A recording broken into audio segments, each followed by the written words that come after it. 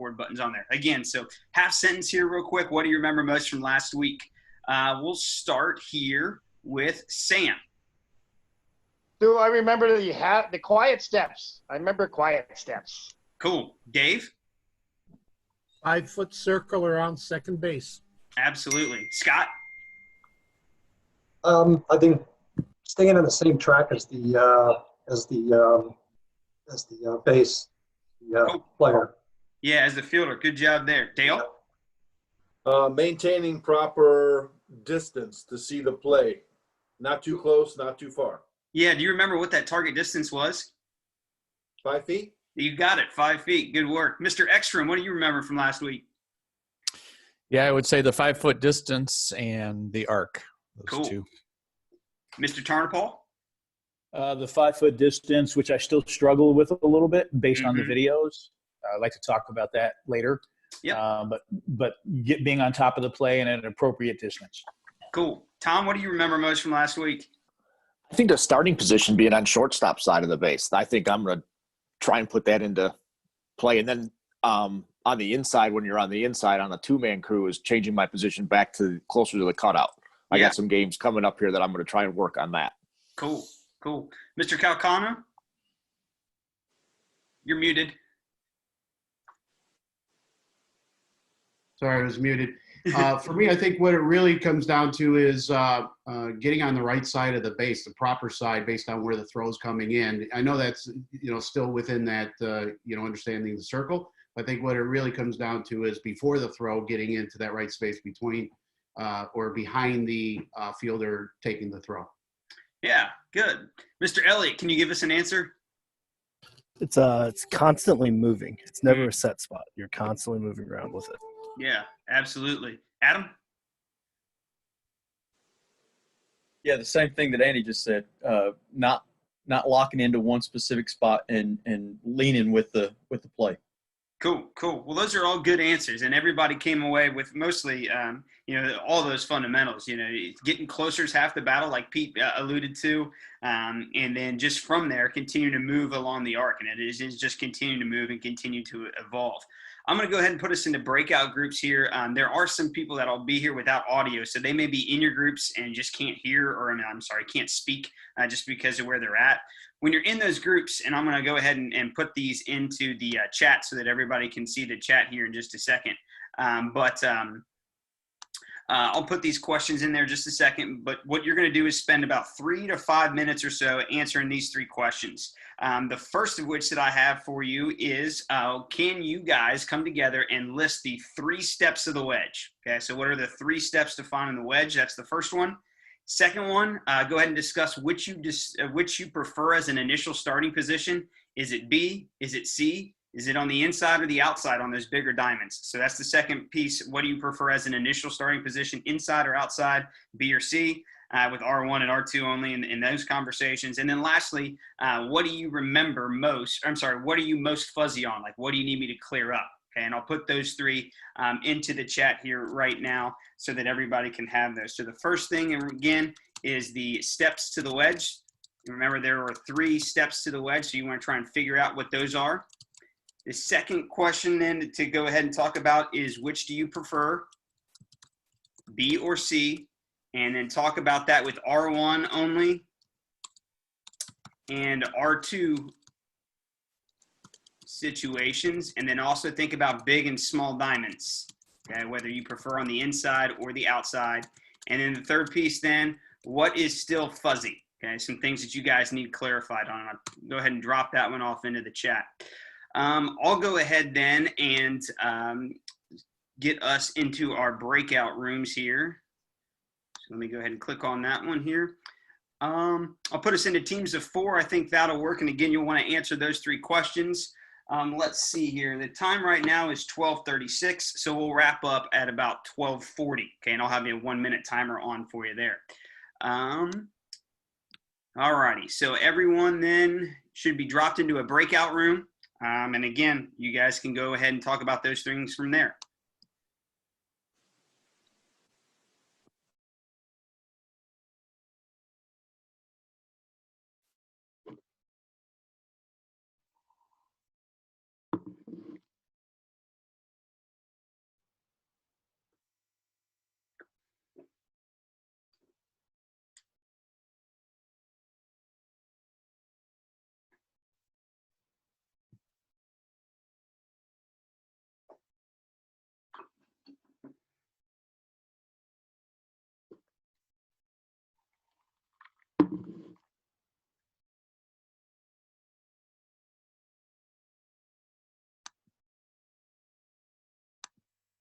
Hi, Tony. Hi, Kevin. Guys. All right, so 3 steps of the wedge. Obviously, I think, first one, stay within 5 feet of the fielder anticipating the throw. One. Number 1. Who's got number 2 for me? Track. Finding the right track. So I would say whether you're left side, right side, coming from the throw.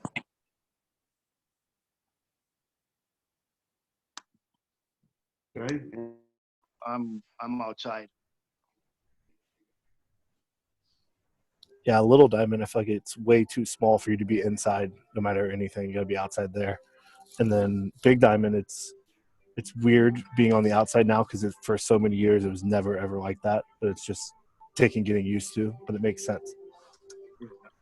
I'm not outside. I mean, I'm off the grass, but I'm now standing in the, like, if you saw how Will, the major league umpire, was doing it, I'm probably, depending on, if there's not a runner on second, I'm out a good 7 feet, 6, 7 feet, always looking where the shortstop is. If there's a guy on second, then I'm playing it by ear and seeing what he's up to.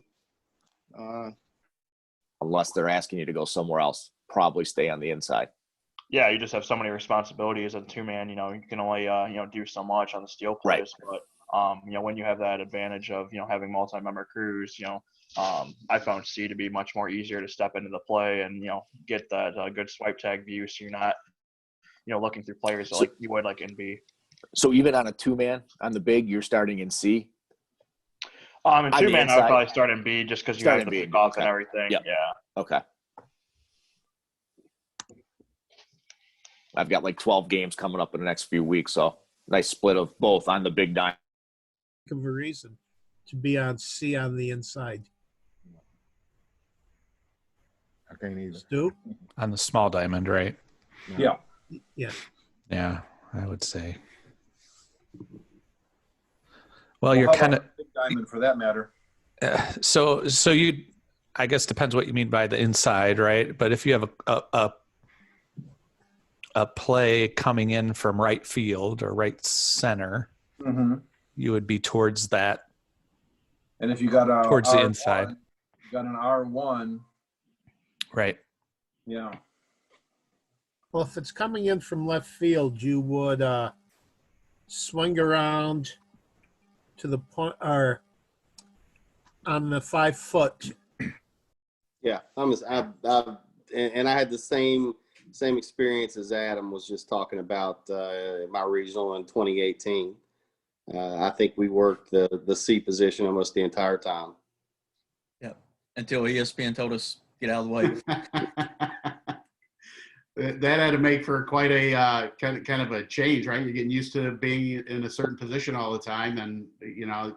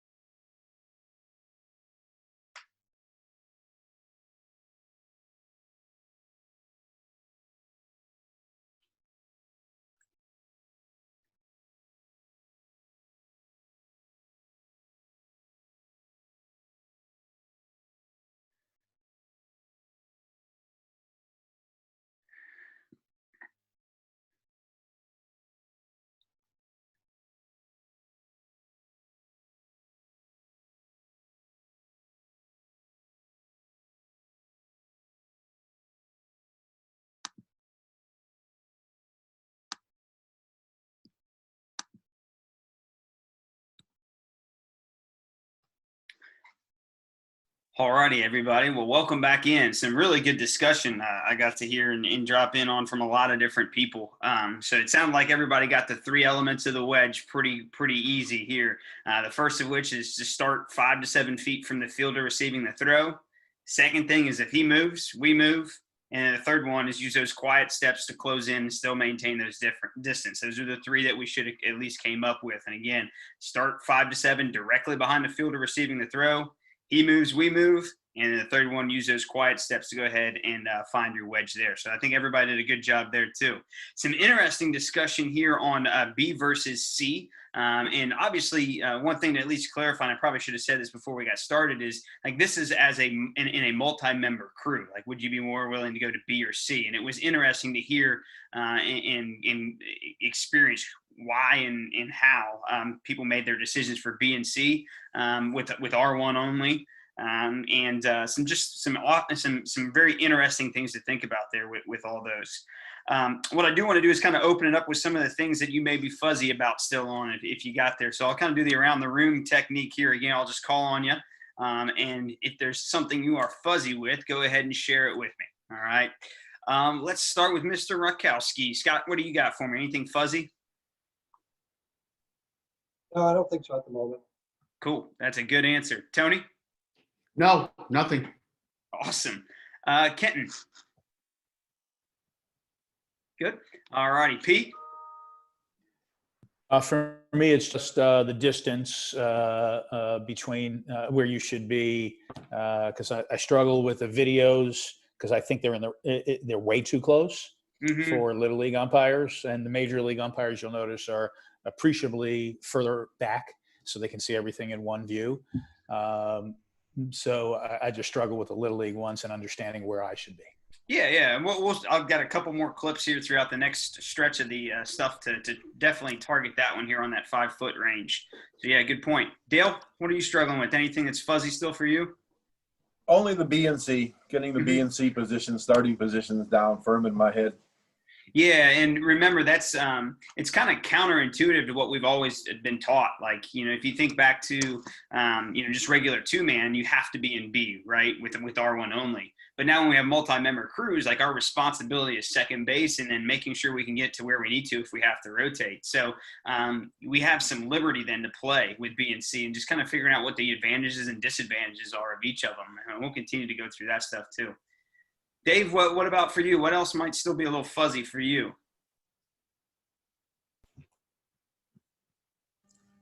Swinging over from C to get in position when the throw's coming from left field and maybe left field to the foul line. Gotcha. And that's what we'll actually hit next week is like throws from the outfield. So we're sticking with the ones this week kind of on the steal plays, the back picks, and I'll talk about slipping and things like that here in just a second too. Mr. Legg, anything you're fuzzy with here with the wedge at second base? You're muted. Actually, it's all kind of fuzzy to me right now, Stu. And the reason for that is that I only do Little League, and there isn't any Little League here this summer. So I haven't had a chance to go out and work it. I appreciate what everybody else is sharing, and trying to absorb that and looking forward to the opportunity to get out on the field and try it. Yeah, that's real. It's just trying to find the reps to put it in play. So, yeah, that's definitely real. Well, cool. There's a good list there. And if you think of anything else that's still fuzzy and you want to share it with me, go ahead and drop it in the chat. And I'll make sure that I kind of address it towards the back end of things here. But what is on tap today, and I want to share a couple clips. It won't be all that long, but just on 2 basic principles. Number 1, the back picks. And Pete, I think this will get to what you were asking about with the distance, because there is a Major League example and some examples of some of the Little League guys here in those clips for us to talk through. So the back picks. And then the second thing that I want to go through is kind of this idea of slipping or rimming for the play after the play. So we'll get ready to go ahead and talk about that here now. Let me go ahead and share my screen. We'll go desktop here. And let me find what exactly it is that I want to go ahead and share. Right there it is. Okay. Alrighty, so here we are in a back pick situation. And here in this situation, we've got runners at first and second. Okay, so R2 is occupied.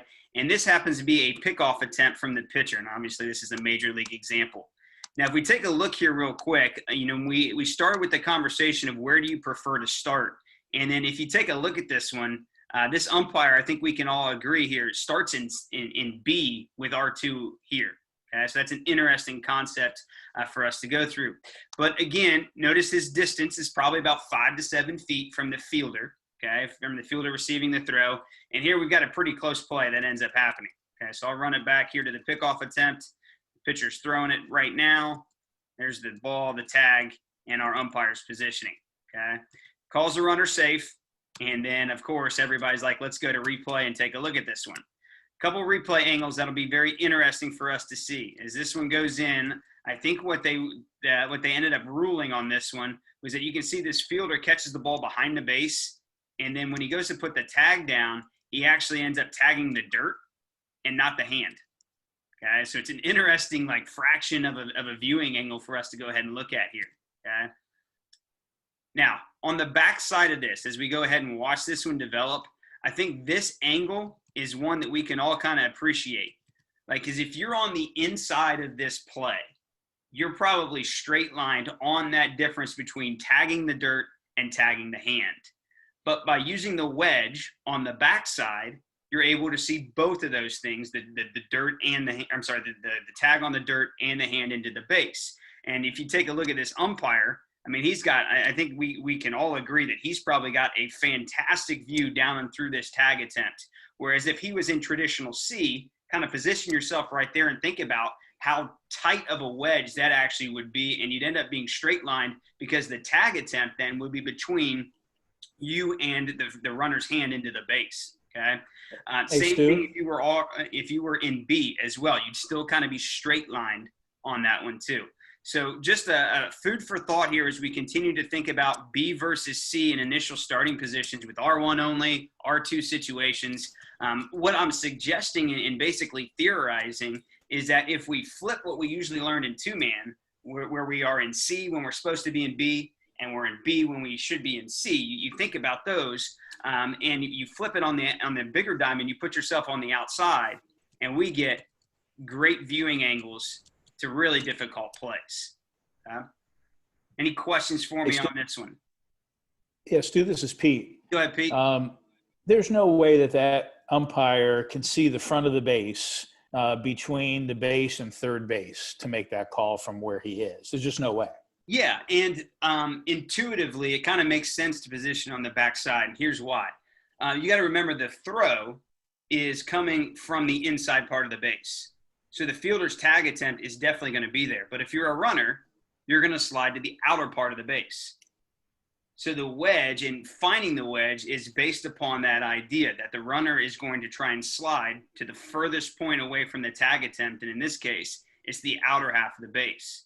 So seeing the outside of the base here is a little bit more important than seeing the inside of the base. And again, it's multi-member crew mechanics, so it's a little bit different of a philosophy there. So Stu, on a four-man on the big, should we move from the inside to the outside now? Is that what's being? No. So there's no guidance or directive to tell you to go to the outside now. But what I will tell you is to do what you're most comfortable with. DJ worked the Senior World Series last year, and he still works inside. He's probably one of the best I've seen at the wedge, especially at second base. And, he still works it inside. And he'll get this wedge, and DJ, correct me if I'm wrong, but he'll get this wedge by trying to be in C, by getting as close to the cutout as possible, almost like toes on the dirt of that grass line on the baseline there. And then he would basically get, to Pete's point, that angle back through here where you can probably see all sides of the base. Yeah, we touched on it. Hopefully you guys can hear me. I kind of switched up some of my car audio. We touched on it a little bit last week, how the wedge is 360. Or how we need to work a 360-degree arc, which gives us two wedges, one on the outside, one on the inside. So I still elect to be on the inside on the big diamond. So yes, with R2, and I have a potential steal play, a potential pickoff, I will be right down on this screenshot right here. I'll be heels on that line, heels on the grass right there, looking in and getting the opposite wedge of what this umpire, Chris Conroy, is getting. And then with an R1 only, I'm going to be on the same spot, except on B side. My heels are going to be on the grass line. I'm going to take 2, maybe 3 strides into the play as the ball's coming in from the catcher on a steal play, and I'm going to have that wedge on the inside. As Stu said, there is no directive or guidance. This is totally personal preference. We're essentially leading the charge and trying to develop this wedge theory for Little League Baseball. So the beautiful thing is we have the opportunity here to experiment, and we have great instruction, obviously, to put these things into practice. So this is all about opening our minds and opening our eyes to see plays from different angles. Yeah, and Tom, like DJ said, I'm just kind of giving us a variety of different ideas, and then from there you make them your own. What you're most comfortable in executing, I think. Right. I like them. I like them both. I can see the inside and the outside. Yeah. And I can see use for both of those. But yeah, and with that, I would encourage you just to experiment when you get the chance to in multi-member crews and see which one works best practically for you. And if you get caught up in one, then just switch on over and find what works best for you. Okay. Yeah, good question. Anything else here on the ideas of back picks with R2, taking them from B as opposed to C on the outside? Stu, there's some I want to touch on. Yeah. Sammy brought it up last week. That I thought it was a great point, and it's something that I do. Even if I'm not going to have a play, always practice where you should be. If your fielder's moving one way, follow that fielder. Take practice steps.